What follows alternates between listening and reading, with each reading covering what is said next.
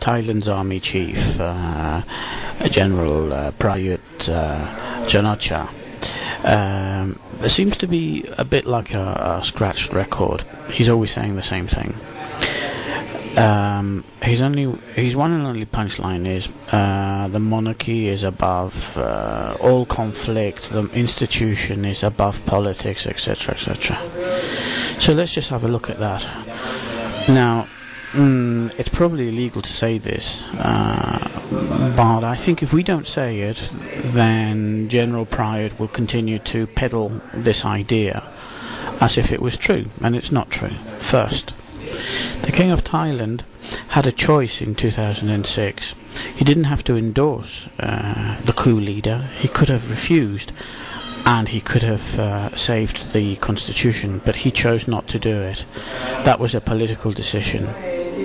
Second, recently it's been revealed that, according to a WikiLeaks cable, the King of Thailand was actually pleased. King Bhumibol was smiling and happy the day of the coup when Thaksin Shinawatra was overthrown.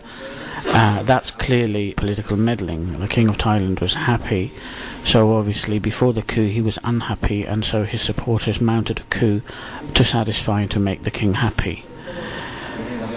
More evidence of political interference from the Thai king. King Bhumibol's relationship with Thaksin Shinawatra.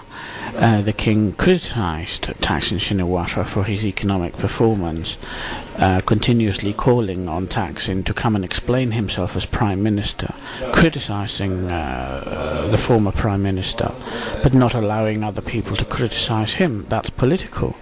What right does the King of Thailand have to criticise any Prime Minister? It's not his job to be economic minister.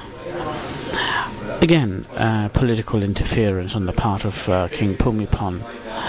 The king actually, on one occasion in a less than witty speech, said that he could never be friends with Thaksin. A million years would have to pass before he could call himself a friend of Thaksin. That's political. All these things that the king does and the king says are political in nature. They make his supporters take certain actions. The king eggs his supporters on. He nurtures contempt for politicians, and he nurtures contempt for democracy. So when General Prayut says that the king is above politics, it's quite clearly not true. All the problems that Thailand has now is directly related to the monarchy's role. It's directly related to the action of the monarchy. The protests last year, May, April of last year, were directly linked to the succession of King Bhumibol. Prince Vajiralongkorn is an extremely unpopular figure. Everybody knows that he's a womanizer, and that he's involved in dodgy deals, and everybody knows that social conflict in Thailand is partly due to the monarchy. King Bhumibol and his son are not as popular as they once were. Not that his son was ever popular. And the social tensions that exist in Thailand are directly linked to the monarchy. The political social tensions that exist are linked to the monarchy.